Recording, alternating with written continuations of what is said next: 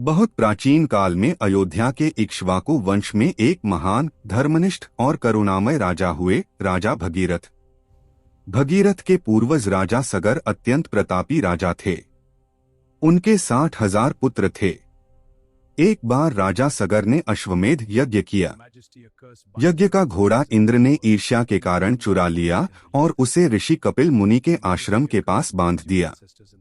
सगर के पुत्र घोड़े की खोज वहां पहुंचे और करते करते वहां पहुंचे और चोरी का आरोप लगाकर अपमान किया। कपिल मुनि के तप के प्रभाव से सगर के सभी पुत्र वहीं भस्म हो गए। उनकी आत्माएं अधर में लटक गईं। उन्हें मुक्ति सिर्फ गंगा के स्पर्श से मिल सकती थी। राजा सगर के बाद कई पीढ़ियां बीत गईं, परंतु कोई भी गंगा को पृथ्वी पर न ला सका। तब भगीरथ ने अपने पूर्वजों के उद्धार का निश्चय किया। उन्होंने राजपाट त्याग दिया और हिमालय की ओर प्रस्थान किया। भगीरथ ने वर्षों तक कठोर तप किया। उनकी भक्ति से प्रसन्न होकर ब्रह्मा प्रकट हुए। भगीरथ ने विनम्रता से कहा, प्रभु, मेरे पूर्वजों की आत्माएं मुक्ति के लिए तरस रही हैं। कृपा करके गंगा को पृथ्वी पर भेज दें।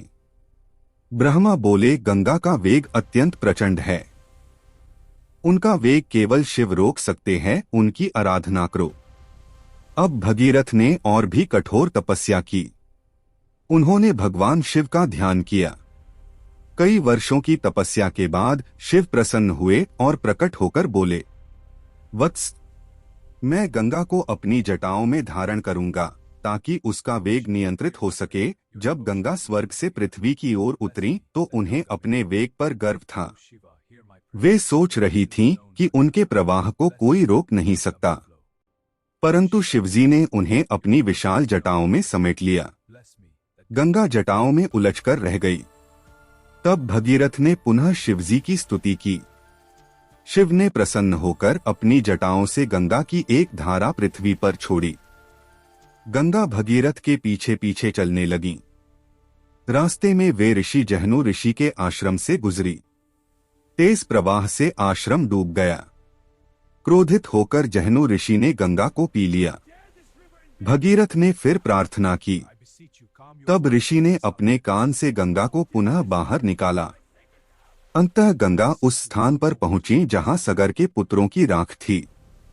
गंगा के पवित्र जल के स्पर्श से उनकी आत्माओं को मोक्ष प्राप्त हुआ। कठिन कार्य से दृढ़ निश्चय पूरा होता है। पूर्वजों के प्रति कर्तव्य निभाना सर्वोच्च धर्म है।